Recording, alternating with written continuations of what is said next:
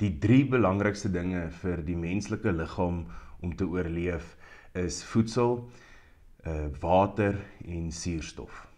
Vandag hoor ons hoe Jakobus ons lei om te dink oor die asem van geloof.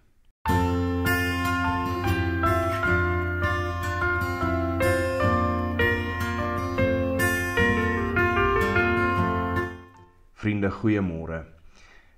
Wanneer laas het jy jou asem opgehou? Ek kan onthou as kinders het ons altyd 'n speletjie gespeel om te kyk wie kan jou asem die langste ophou. En dit was nooit meer as 20 of 30 sekondes nie. Of wanneer 'n mens so swem en jy gaan onder water, dan hou jy ook jou asem op, want ons mense kan ons nie onder water asemhaal nie. Maar jy kry hierdie dringendheid op 'n stadium wat vir jou sê, jy moet nou weer opgaan om net weer asem te gaan haal. Jou liggaam lei jou om te sê, hy het nou suurstof nodig. Dis 'n ding wat so vanselfsprekend kom, ons dink nie eers daaroor nie. In ons slaap haal ons asem sonder dat ons dit weet. Dit is so 'n belangrike ding vir ons liggame om aan die lewe te bly. Die boek Jakobus in die Nuwe Testament is 'n baie praktiese boek. Jakobus wil sy gehoor wat hy voorskryf lei om te dink oor wat beteken hulle geloof prakties vir hulle. Nie net om te sê ons glo in Christus nie, maar hoe word dit sigbaar. In hoofstuk 2 maak hy gebruik van hierdie belangrikheid en dringendheid om asem te haal, om vir ons iets oor geloof te leer. En ek wil dit graag vanoggend saam met jou lees, Jakobus 2 vanaf vers 21. Ons voorvader Abraham het sy seun Isak op die altaar gelê. Is dit nie op grond van wat hy gedoen het, dat God hom vrygespreek het nie? Jy sien dus dat sy geloof met dade gepaard gegaan het, en dat dit eers deur dade volkome geword het. So is die skrif vervul wat sê, Abraham het in God geglo en God het hom vrygespreek, en hy is 'n vriend van God genoem. Julle sien dus dat 'n mens vrygespreek word op grond van sy dade en nie net op grond van sy geloof nie. Is Rahab die prostituut nie ook vrygespreek op grond van wat sy gedoen het toe sy die verkenners weggesteek het en hulle met 'n ander pad laat ontkom het nie?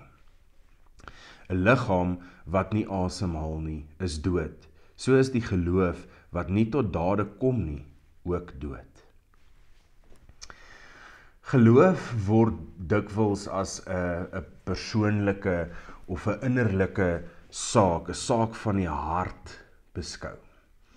Hoewel dit waar is dat ons geloof 'n persoonlike ding is en dat dit begin by 'n persoonlike verhouding met God, moet ons ook vir onsself sê dat geloof iets in jou lewe moet laat gebeur. Jakobus wil uitbrei hierop. Hy wil sê, ware geloof moet 'n sigbare uitwerking hê in jou lewe. Dit is die sigbare uitwerking van geloof wat dan die geloof aan die lewe hou. Veronderstel net dat almal wat daai tyd in Jesus se tyd geleef het, al hierdie gebeure gesien het aan die kruis, en gesien het hoe Jesus uit die dood uit opgewek is en opgevaar het na die hemel toe, en die uitstorting van die Heilige Gees beleef het, en dan word hulle net stil.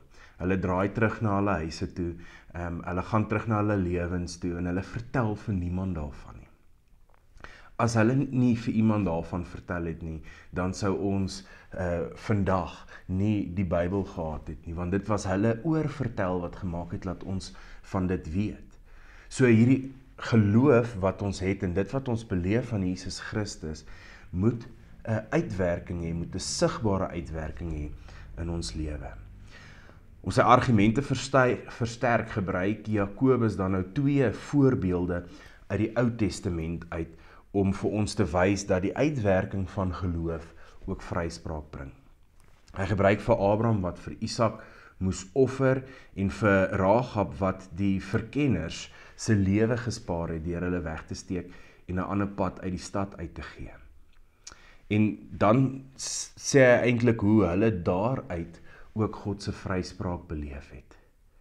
Hy sluit dan af deur te sê dat dit die asem van geloof is. Sonder die asem is dit dood.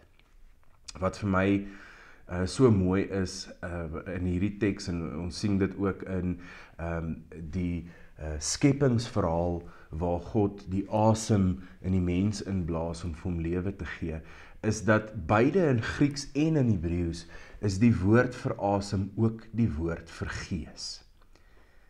Wat ons hieruit hoor is dat die lewe van ons geloof, die asem wat dit aan die gang hou, wat dit lewe gee, die gees van God is, wat sy asem in ons inblaas. En dan hoor ons dat hierdie gees daar is om ons te begelei, om vir ons te bemagtig om sy werk te doen, om ons geloof sigbaar uit te leef.